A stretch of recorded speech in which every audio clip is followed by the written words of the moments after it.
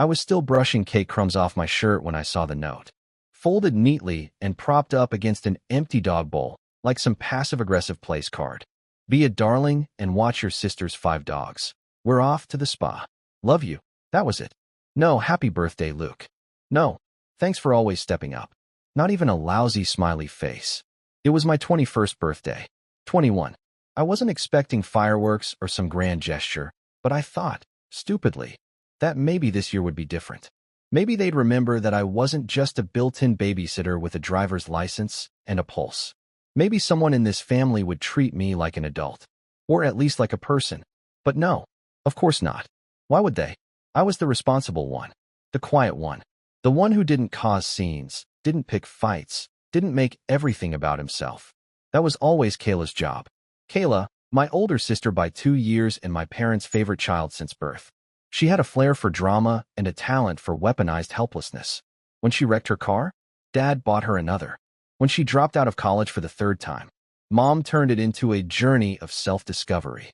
When she impulse adopted 5 high-strung rescue dogs from a sketchy online breeder, guess who got guilt into feeding them every time she had a mental health break?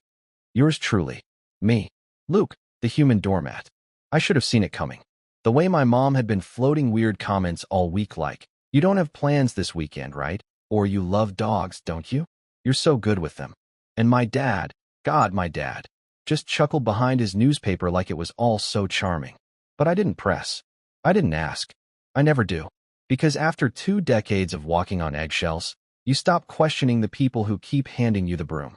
To be fair, I didn't even notice the note at first. I'd gotten back from class late, final semester of undergrad, trying to keep my GPA alive, and found the house eerily quiet. No blaring TV, no fake laughter from the kitchen, just the low whimpering of dogs behind the sunroom gate. The smell hit me before anything else. That ripe, humid stench of unwashed fur and cheap kibble. And there they were, all 5 of them. Snarling, yapping, pacing like furry inmates on death row. No food in their bowls. No water either. And taped to the counter, right above the bag of unopened dog treats, was that freaking note. For a second, I just stood there in stunned silence. I even laughed a little. Not because it was funny, but because I didn't know what else to do. I picked it up, turned it over, as if maybe there'd be a "just kidding" on the back. Nope, just a second note, tucked behind the first. This one in Kayla's loopy cursive. THX bro. They eat twice a day, love belly rubs, and please don't let them on the couch.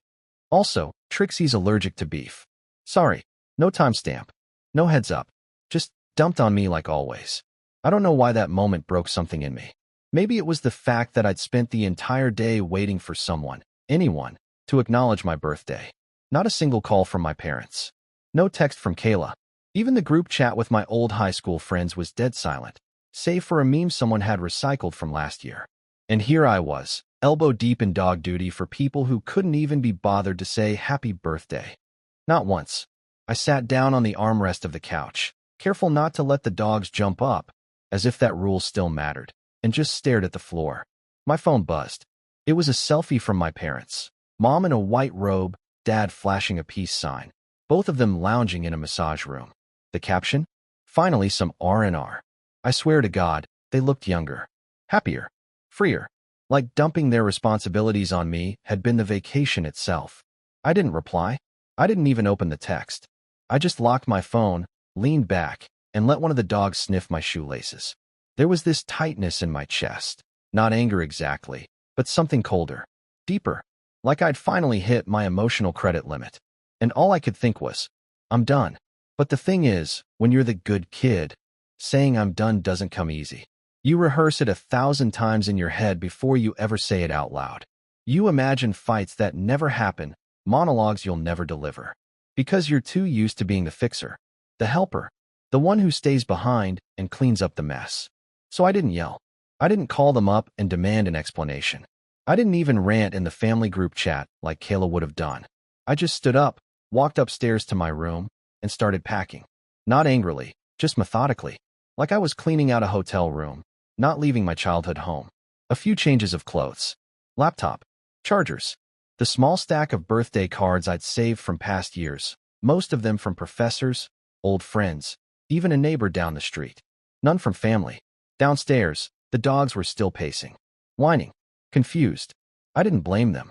They hadn't asked to be dragged into my sister's self-centered circus. But I wasn't going to be their collateral damage either.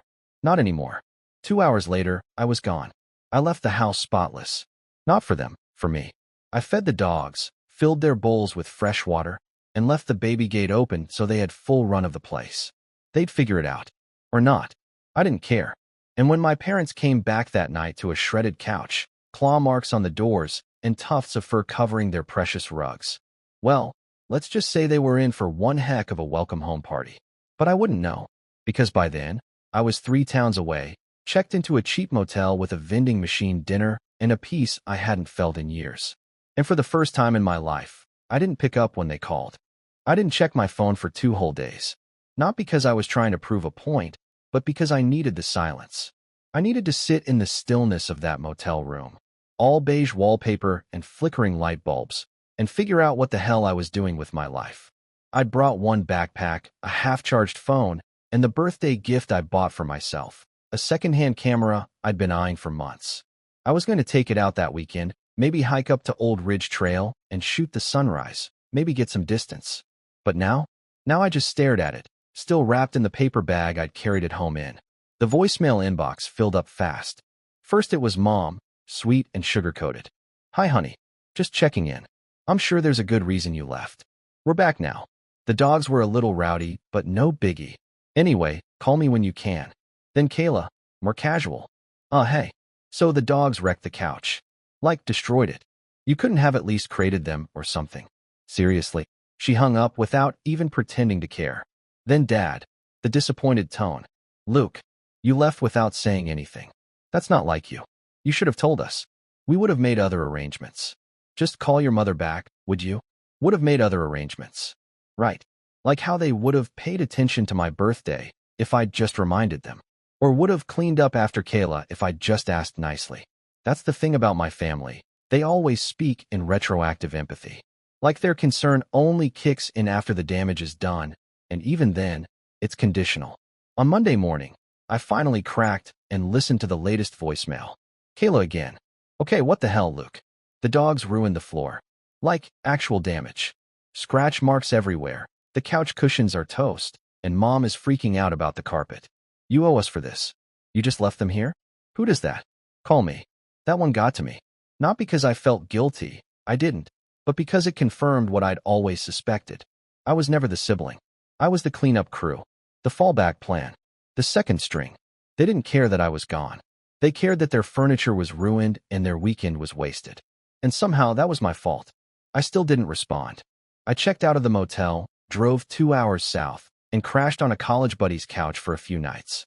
Aaron didn't ask questions, just handed me a beer and tossed me a blanket. We watched old movies and made boxed mac and cheese like we were back in sophomore year. It was the most seen I'd felt in weeks. Meanwhile, back home, the group chat blew up. MO on Monday, 9:17 a.m. "Luke, please. This isn't like you. We need to talk." Kayla Monday, 11:03 a.m. "The cleaning estimate is $840. We're splitting it 50/50ths. Fair is fair." Dad Monday for 51 p.m. "Your mother's upset. That rug was a gift from her grandmother." Kayla Tuesday, 8:40 a.m. "You think this is funny? Grow up."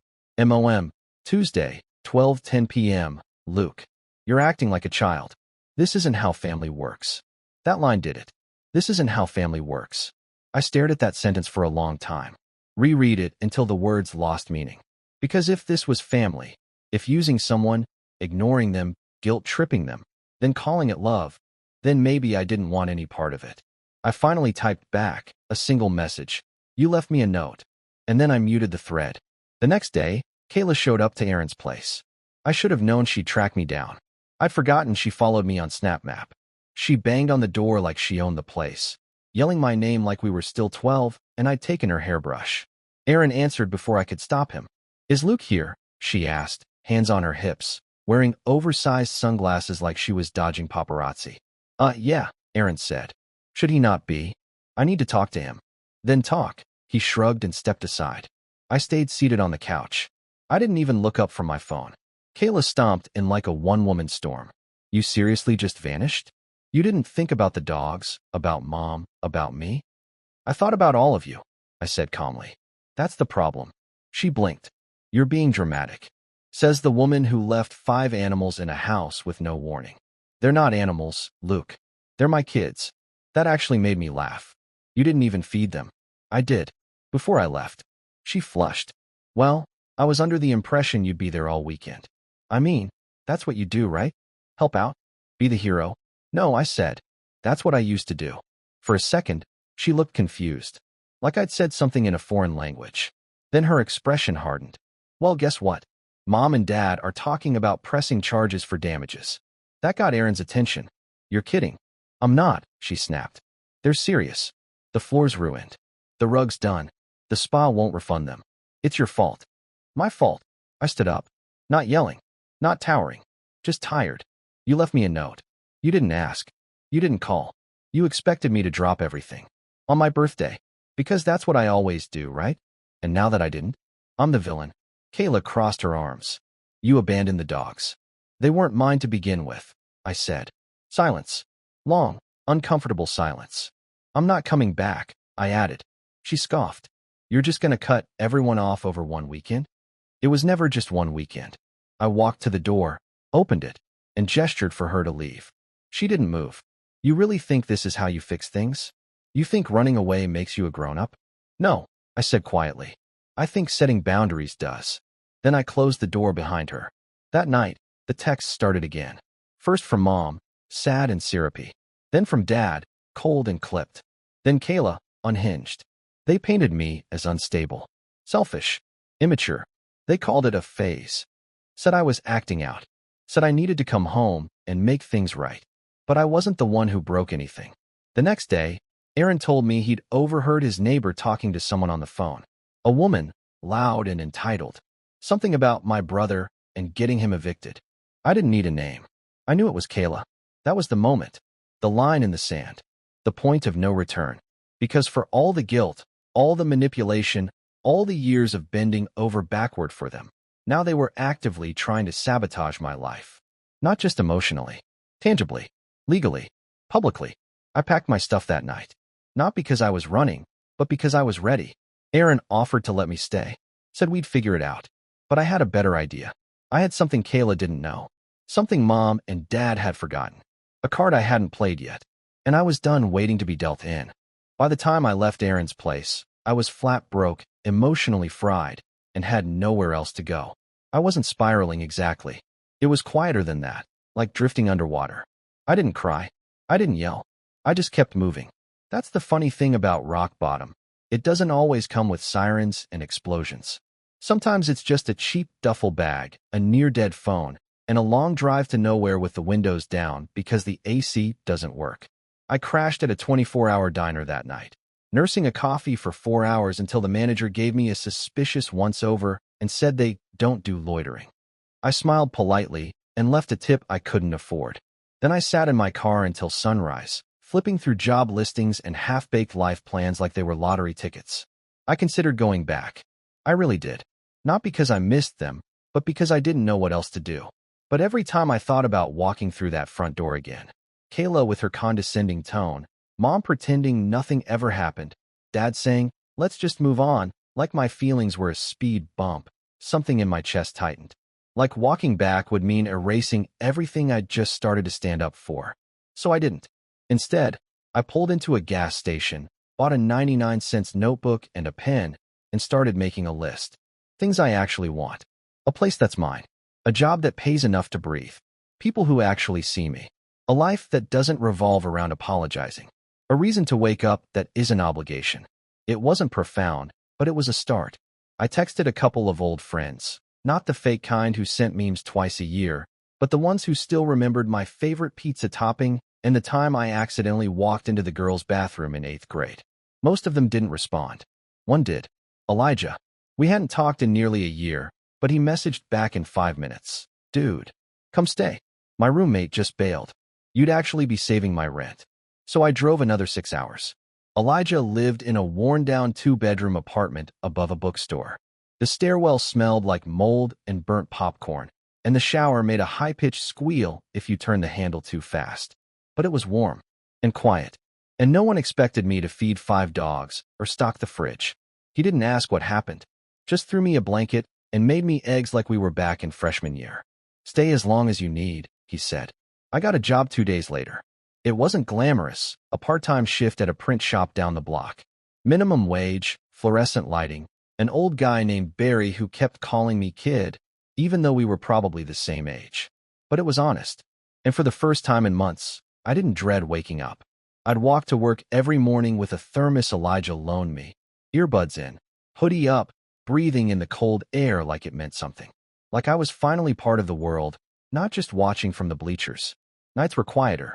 I'd sit on the fire escape with my camera, snapping long exposures of the street below, trying to remember how it felt to be curious about life again. I started posting the photos online. Nothing serious, just a throwaway Instagram account where I could drop pictures without anyone judging. I didn't expect much, but people started noticing. A travel blog reposted one of my shots. Then a small art collective DM'd me, asking if I wanted to contribute to their next zine. I said yes before I could talk myself out of it. It wasn't money, not yet, but it was something better, recognition. One night, a message popped up from an unfamiliar account. It was a woman named Grace, said she ran a small creative agency looking for a photographer for a local event. I told her I didn't have gear. She said, "We'll rent it. Just bring your eye." I almost said no. I was still walking around with imposter syndrome like a second spine. But something in me, some tired, stubborn part that had lived too long in the shadows, said yes. The event was a community fundraiser. Nothing fancy, but I showed up early, stayed late, and shot everything I could. Kids playing tag under string lights, a grandpa slow dancing with his wife on a creaky wooden stage, someone spilling lemonade and laughing about it. Real stuff. Unfiltered. Unposed. When I sent Grace the photos, she replied with one word, "Wow." She paid me $150 and asked if I'd be interested in doing another shoot. Then another. 2 weeks later, I bought my first real camera with the money I'd saved. Around that time, Kayla started texting again. First, it was subtle. Hey, just checking in every few days. Then, "We haven't seen you in a while. Mom's been worried." Worried. Right. Like she hadn't tried to get me kicked out of Aaron's place. Like she hadn't called me selfish and unstable. I ignored her. Then came the guilt trip texts. "Kayla, Wednesday, 6:42 p.m. It's been 2 months, Luke. Are you seriously ghosting your entire family over a dog-sitting thing?" Kayla, Friday, 11:10 a.m. Mom's birthday is coming up. If you don't show up, she'll be crushed. Just saying. Kayla, Saturday, 2:37 p.m. Okay. Wow. So this is who you are now? Mr. Independent with his little camera business? Good for you. Don't forget who helped you get there. That last one nearly made me throw my phone across the room. Helped me? They hadn't even said happy birthday. They hadn't supported my photography when I was 16 and wanted to take classes. Dad had called it a hobby, not a career. Mom told me to be more realistic. I stared at the message for a long time. Then I blocked her. That was the day I realized something important. Rock bottom wasn't just a place. It was a filter. It showed you who would come looking for you when you vanished, and who would only miss what you used to do for them. Elijah threw me a small birthday dinner a month later, belated, but it was the first one that actually felt like mine. A couple friends from the art collective showed up. Grace brought cupcakes. Barry from the print shop even stopped by with a used camera strap and said, "Don't tell anyone I'm soft." I didn't, but I wrote him a thank you note anyway. I was still broke, still rebuilding, but I felt whole. There was this quiet strength growing in me, like muscles I didn't know I had. I wasn't angry anymore, not exactly. Just done. Done begging to be included. Done waiting to be chosen. Done playing the part of the dutiful son and convenient brother. I'd started writing again, too. Nothing serious, just journaling. But it helped. Helped me track the climb back up, one slow inch at a time. A few weeks after my first paid gig, Grace introduced me to someone from a regional magazine. They were doing a feature on local artists and needed portrait shots. I got the job. Then another. I wasn't just getting work. I was building a name. People started tagging me, recommending me, following me. I wasn't famous, but I was free. And that's when I saw it. A new post from Kayla on Facebook. A photo of our family house, pristine and renovated. A caption that read, grateful for new beginnings. Family first, always. And the kicker? My name tagged at the bottom, like I'd had anything to do with it. Like I was part of the team again. I felt my jaw tighten. I hadn't spoken to them in months. I hadn't gone home. I hadn't answered a single call. And yet here she was, rewriting the narrative in real time, playing the loving sister, erasing the part where she used me and tried to ruin me when I walked away. But I wasn't going to argue with her. I was going to show her. Not through words, not through some dramatic confrontation, but through something better. Because by then, I wasn't just surviving anymore. I was planning, and what I had in mind would make them wish they'd never handed me that note.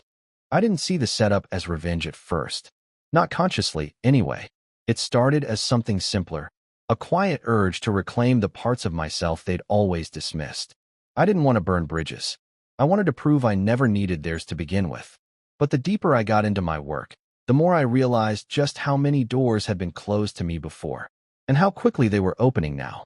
By April, I was shooting 3 to 4 events a week. Portraits, engagements, even a small wedding. Grace got me a few gigs with local businesses that needed headshots for their websites and ads. My inbox stopped being a ghost town. I started raising my rates. People still booked me.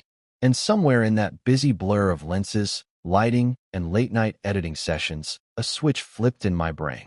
I wasn't just surviving anymore. I was building. And suddenly, I had leverage. Because as fate would have it, my parents' suburban neighborhood had recently started a rebranding campaign. Some property developer had bought up 3 lots and was turning them into a community space, complete with a coffee shop, a new dog park. And this is where I started laughing, a creative commons for local artists to showcase work and hold events. Guess who got the contract to photograph the groundbreaking? Me. Grace pitched me without telling me first. I got the confirmation email one morning before breakfast. I reread it 3 times to make sure it wasn't a prank. And then I saw the name on the community board's sponsorship committee, Linda Matheson, my mother. The same woman who once told me photography was a nice little hobby, but I'd never make a living from it. Apparently now I was qualified to capture her ribbon-cutting ceremony. The layers of irony were so rich I didn't even know how to process it. Part of me wanted to decline out of principle. Another part, the part that had carried their emotional baggage like a pack mule for 21 years, saw the opportunity for what it was. An open door, not into their house, but into their world. And this time, I got to decide what story got told. So I said yes. Grace arranged the shoot logistics.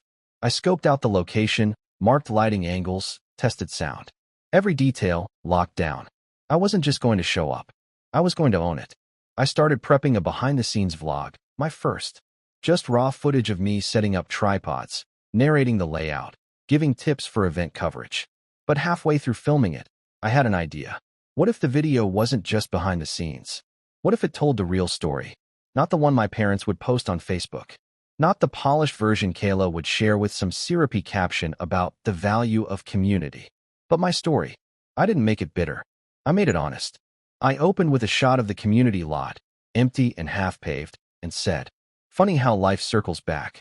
A year ago, I couldn't get anyone to take me seriously with a camera, least of all my family. They thought this was a phase, a distraction, not something real. But now I'm getting paid to document the world they live in.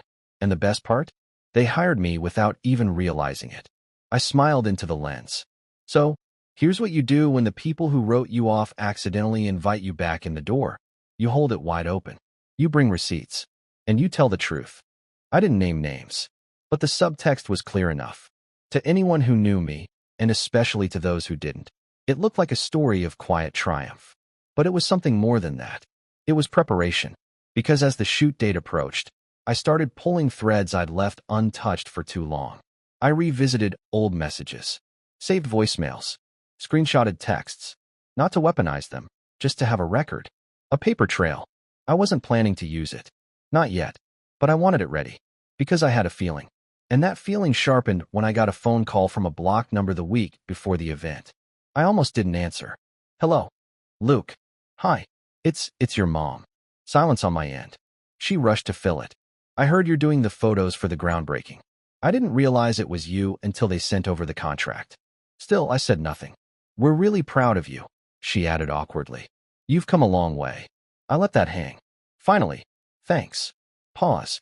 Will you be staying after? There's a small dinner afterward. Just a few of the committee members. And Kayla. She's really excited to see you. I almost laughed. I could picture it perfectly, the quiet recalibration happening on her end. The moment she realized she might have pushed too far. That the prodigal son wasn't crawling back. He was showing up with a camera and a platform. I'll think about it, I said. I've got other clients to see that day. A lie. But she didn't question it. I hung up feeling both empty and electric. They weren't sorry. They were calculating. Realizing, slowly, that the narrative they'd spun for years, Luke the helper, the backup, the boy with no backbone, didn't work anymore. And that terrified them. That night, I called Elijah. I need your help. He didn't even ask why. I told him my idea. Half-baked. Risky. Petty maybe. But not illegal. Not cruel. And undeniably satisfying. You sure? He asked when I finished. Completely. Then let's do it. Elijah handled the technical side. He was a wizard with sound editing, and he still had access to university AV equipment. I handled the planning. We stitched together a presentation. A silent reel to play at the post-event dinner if, and only if, things went a certain way.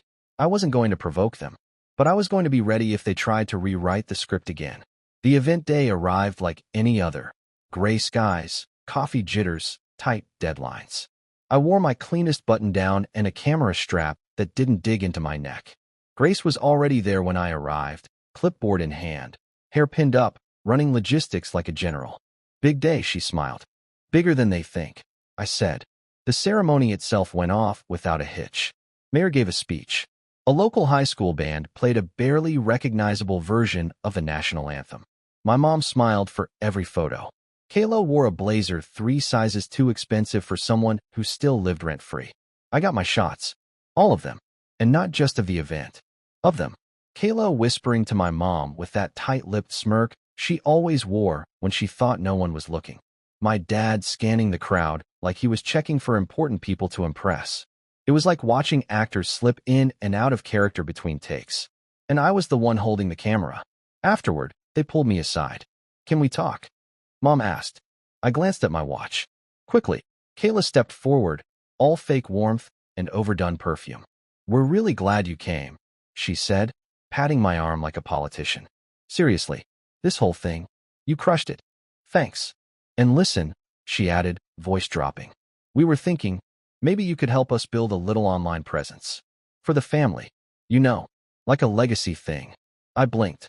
A legacy thing. Yeah, you could document our family stuff. Reunions. Vacations. House projects. You've got the eye. I let that hang. You mean like how I documented my birthday last year? Her smile twitched. I've got to go, I said. And I did. But not before making sure the dinner was still happening. Elijah would be there in 30 minutes. Grace too. I had one more part to play. One last shot to line up. And if everything went the way I expected, they'd finally see the whole picture. The dinner was hosted in a modest but elegant event hall just off the edge of the new development site. Round tables with white tablecloths, catered trays of hors d'oeuvres, a string quartet playing in the corner. Nothing flashy, just upper-middle-class charm trying too hard. I walked in just as they were finishing the ribbon-cutting recap, with Kayla up front, mic in hand, hemming it up for the sponsors like she was the face of the whole operation. Elijah gave me a subtle nod from the back of the room. He was already stationed at the A/V booth we'd scoped out earlier, laptop hooked into the venue's projection system. Grace stood nearby, chatting up one of the board members, wearing a neutral expression that gave away nothing. No one suspected a thing. I didn't want drama. I wanted precision. And I was about to give them the clearest picture I'd ever taken. Kayla stepped off stage, beaming like a reality TV host. Our parents were at the table near the front, basking in her glow, laughing like everything was fine. Like the last year hadn't happened. Like I hadn't been ghosted, blamed, and cut off emotionally just long enough for them to come crawling back when I became useful again. Mom saw me before anyone else did. Her expression lit up with performative warmth. Luke, you made it. I gave a tight smile. Wouldn't miss it. Dad stood and clapped me on the back like we were old pals, and Kayla slid up beside me with her wine glass in hand. Did you see the turnout? She said, like I hadn't photographed every single face in the crowd. You really captured something special today, Luke. I mean it. I know, I said flatly. And I'm glad you think so. Because I brought something special to share. That caught her off guard. Oh, you edited already. Sort of. I gave Elijah the signal. He tapped a few keys. The quartet stopped playing as the lights dimmed slightly. A few people looked around, curious but not alarmed. This won't take long, I said to the room. Just a short piece I've been working on. Not for the sponsors. For the family. I watched Kayla's smile freeze. Mom's wine glass paused mid-sip. Dad raised an eyebrow, but stayed silent. Then the video began. It started harmless. Clips of the ribbon cutting, the band, the crowd, all framed beautifully, almost like a tourism promo. A few murmurs of approval from the audience. My mother nodded. Kayla glanced around, trying to look casual. Then the tone shifted. The visuals cut to black and white shots of the house I grew up in. The front steps, the old swing, the garage door that still had my initials carved into the frame from when I was 9. Over those images, my voice came in. Calm. Even. For a long time, I believed being useful was the same as being loved. I was wrong. A hush fell over the room. The next clip was a still frame of the note my parents left me on my 21st birthday, the real one. I'd kept it, scanned it, and now it filled the screen. Be a darling and watch your sister's 5 dogs. We're off to the spa. Laughter erupted from a few people in the back who didn't know the context. Then came the photo of the trashed living room. Chewed couch, scratched floor, carpet destroyed, all time-stamped, with no edits. Then came the audio. Snippets of voicemails layered one after another. Mom, this isn't how family works. Dad, you should have told us. We would have made other arrangements. Kayla, you owe us for this. Each quote played over a black screen. No music, just their voices. For years, my voiceover continued. I was the one who stayed behind, who cleaned up, who said yes, because it was easier than fighting. And when I finally said no, they tried to rewrite the story. Then came the clips of Kayla at the groundbreaking, her whispering to our mom, rolling her eyes, smirking when she thought the cameras weren't watching. Then, and this was the kicker, a still of her Facebook post tagging me as if I were part of their success. My name, underlined in red. The caption, family first, always. My voice came in one final time. This is what happens when you stop letting people use your silence to build their own legacy. You start telling your version of the truth. The screen faded to black. A single phrase appeared, white text on dark. Some pictures don't need captions. Silence. Long, uncomfortable. Deafening. Then someone in the back, one of the younger board members, started clapping. A few others joined in. Polite. Confused. Unsure what they'd just watched, but moved nonetheless. My mom sat frozen, hand clenched around her wine glass. Kayla stared daggers through me. Lips parted like she wanted to say something, but couldn't find the script. My dad leaned back in his chair, face unreadable. I didn't wait for them to speak. I stepped up to the mic. Thank you for watching, I said simply. Photos from today's event will be sent to your inboxes by Friday. That concludes my part in this project. And with that, I stepped away. Grace intercepted me halfway to the door. Holy hell, she whispered, grabbing my arm. Are you okay? Better than ever. Elijah was already packing up the laptop, trying not to smirk. Remind me never to piss you off. I smiled. You'd have to matter a whole lot more to me first. We left before the fallout could start. But the fallout came anyway. The next morning, my email was full. 3 requests from local publications asking to feature the video as part of a series on toxic family dynamics. 1 message from a nonprofit asking if I'd consider doing a short film on emotional abuse in family systems. And 24 new client inquiries for photography work. I didn't hear from my parents directly, but I did get a voicemail from Kayla. Luke, she said, her voice tight, carefully modulated. That was low. You embarrassed Mom. You made us look like monsters. You think you're better than us now? Fine. But don't expect anyone to come crawling after you. You burned that bridge. Hope it was worth it. I didn't respond. I didn't need to, because sometimes silence is louder than any speech. I didn't go home after that. I didn't show up for Mother's Day. I didn't make peace. But I also didn't carry the weight anymore. I was free. My business grew. Grace and I started collaborating full-time. Elijah got a new job and moved 2 blocks away.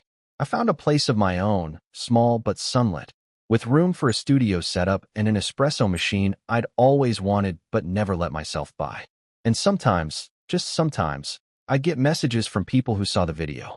Strangers, clients, former classmates. Thank you for saying what I couldn't.